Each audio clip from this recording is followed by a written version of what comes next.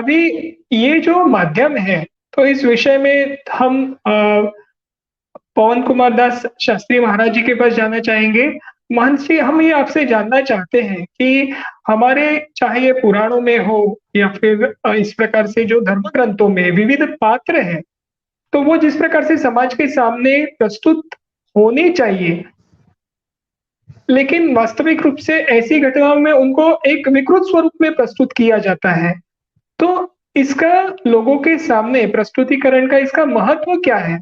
क्या इस संदर्भ में आप हमारे दर्शकों को बताएँ कि इन पात्रों का, इन सभी महापुरुषों का समाज की दृष्टि से महत्व क्या है?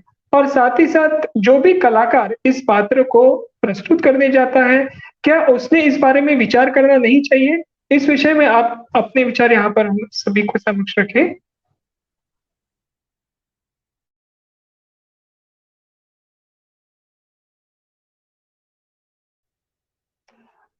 जी महाराज जी, आपको हमारी आवाज़ आ रही है?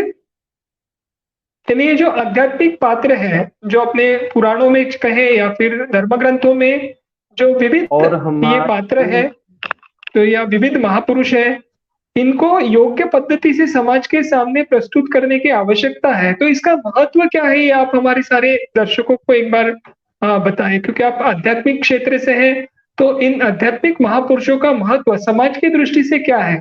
साथ ही साथ जो इन महापुरुषों को एक महापुरुषों का चरित्र जो टीवी पे कहिए या फिर सिनेमा में कहिए जिसका प्रस्तुतिकरण करने वाला कलाकार है, उसकी दृष्टि से भी क्या उसकी इसकी महत्ता का विचार नहीं करना चाहिए? आपको क्या लगता है इस विषय में? बिल्कुल करना चाहिए। जो जिस चरित्र का अभिनय कर रहा है, कुछ ना कुछ अंश उसके वास्तविक जीवन में भी होना ही चाहिए, तभी जाकर के वह अभिनय भी जीवंत होगा। और दूसरी बात कि जो समाज के ऊपर इसका प्रभाव पड़ता है, वो हम लोगों ने देखा है 80 के दशक में कि छोटे-छोटे बच्चे जो है ना, वो धनुष बाण लेकर के और राम जी, लक्ष्मण जी बनने का अभिनय करते हैं। तो जो कुछ भी देखा जाता है, अभिनय होता ही इसीलिए है। आज फ़िल्मों के माध्यम से हो रहा है, लेकिन हमारे यहाँ अनादिकाल से रामलीला होती आ रही है, हमारे यहाँ भक्तों की लीला होती आ रही है, हमारे यहाँ भगवान नरसिंह की लीला होती आ रही है। तो इन लीलाओं को दिखाया ही इसीलिए जाता है कि इन चरित्रों का छाप वर्तमान से लेकर के और भावी पीढ़ी के जो हमारे सनातन धर्मावलंबी हैं या सभी मत मजहब के अवलंबन करने वाले लोग इस प्रकार का अभिनय का आश्रय लेते हैं।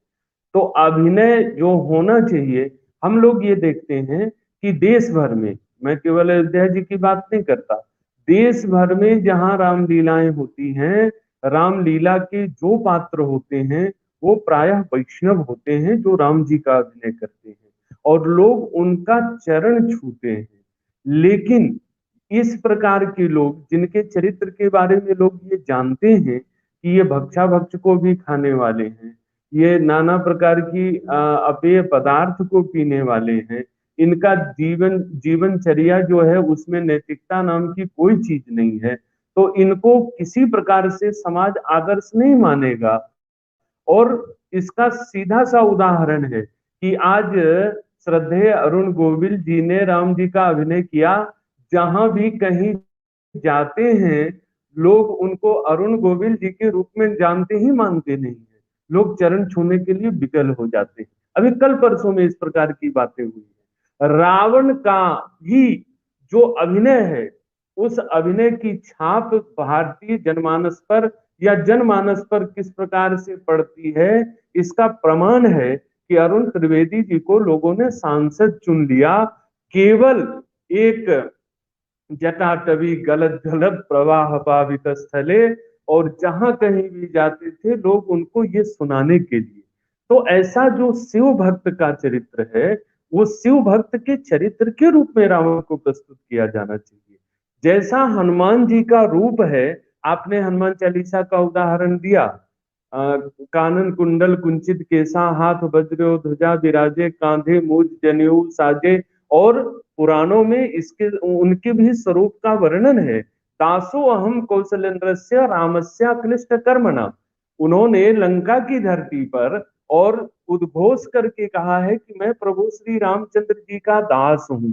और कोई अगर राम जी का दास होता है तो जिस प्रकार से एक सरकारी कर्मचारी का, जिस प्रकार से किसी भी विभाग का, एक विद्यालय का एक ड्रेस कोड होता है, उसी प्रकार से एक जो हमारे महापुरुष हैं उनका एक प्रकार का ड्रेस कोड है।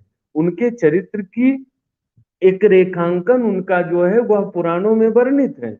उनके माथे पर तिलक जरूर होना चाहिए। रावण शिव भक्त था, वह हरदम त्रिपुंड धारण किया करता था और हरदम शिव शिव का जाप भी किया करता था।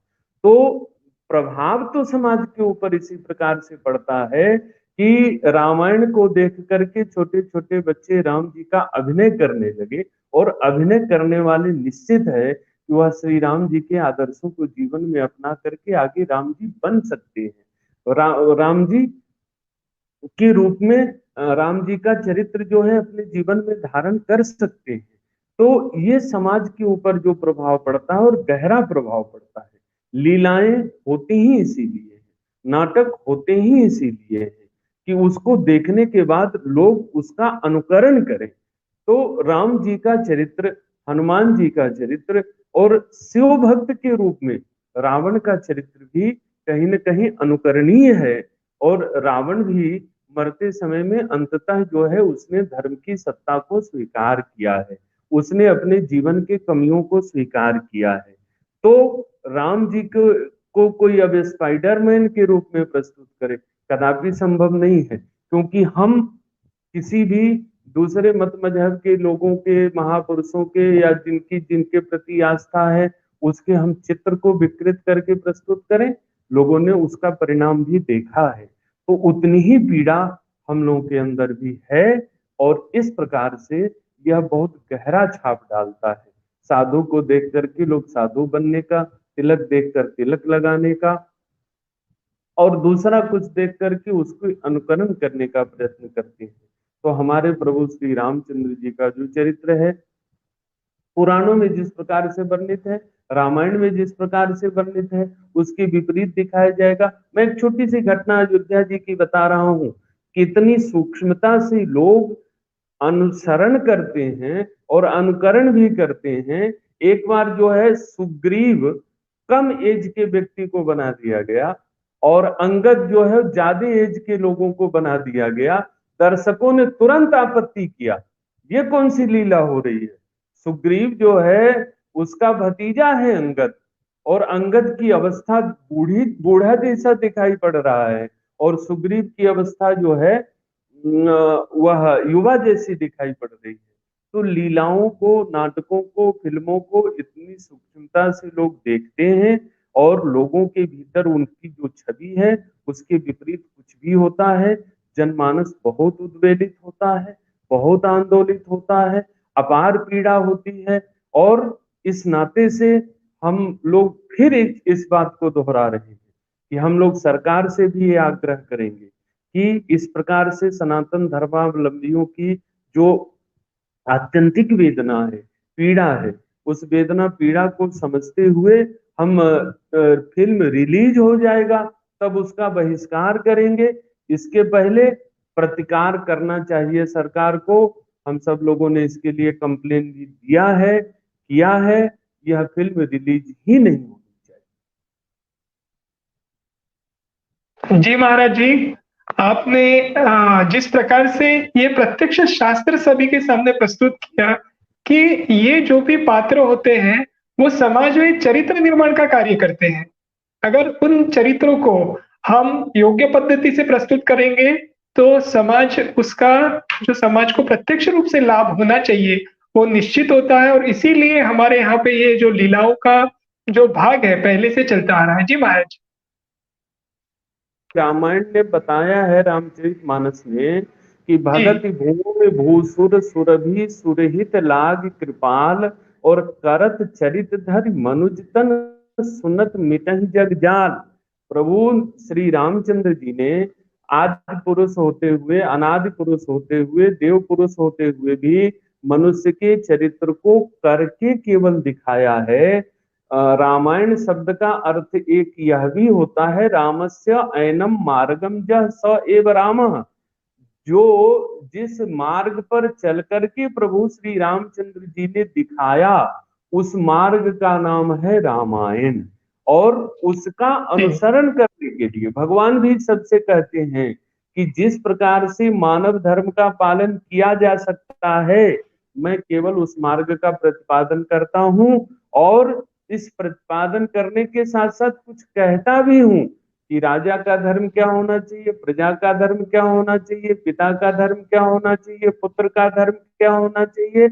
और इस प्रकार के धर्म के आचरण में मैं किसी प्रकार की अगर अपनी बात कह रहा हूं, मैं वेद सम्मत बात कह रहा हूं, भगवान भी वेद को साक्षी मानते हैं, पुराण को साक्षी मानते हैं, और कहते हैं कि मैं वेद और पुराण सम्मत बात को छोड़ करके अगर मैं कोई अपना मत प्रस्तुत करूं, तो आप सब लोग बिना भय के मुझे इस बात के लिए वर्जित करिएगा कि कृपया अपना मत हमारे ऊपर मत थोपिए, सनातन धर्मावलंबियों के ऊपर।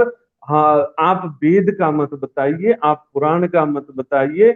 और हम लोगों ने देखा है कि भगवान भी अगर वेद के विरुद्ध बोलते हुए दिखाई पड़ते हैं, वेद के विरुद्ध आचरण करते हुए दिखाई पड़ते हैं, तो भगवान से भी लोगों ने प्रश्न किया है।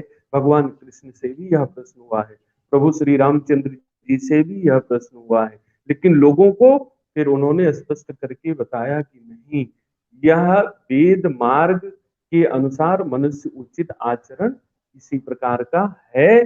मैं वेद विरुद्ध आचरण करने की सोच नहीं सकता, और अनुमति देने का तो कोई प्रश्न ही नहीं जी, उठता है। तो इस प्रकार का जो आदर्श स्थापना भगवान ने किया, वेद शास्त्रों के जी, मर्यादा के अनुरूप, वेद शास्त्रों के वचन के अनुरूप, उस वेद शास्त्र के विरुद्ध हमारे ऐसे प्रभु के चरित्र को, प्रभु के भक्तों के चरित्र को, किसी भी पात्र को, और ये कह करके कि मैं भी इस मत मजहब को मानता हूँ, मैं भी इस धर्म को मानता हूँ, तो इस धर्म को मानते हैं तो इस धर्म का जिस प्रकार का स्वरूप है, जैसा इसका हाथ पैर है, जैसे इसके आंख कान नाक है, उसके विपरीत आपको चित्र बनाने का और उसके विपरीत चरित्र निर्माण करने का अधिकार कोई नहीं देता है, वेद नहीं देता जी, है, स्वयं भगवान नहीं देते, तो हम इंसान जी, कदापि नहीं दे सकते।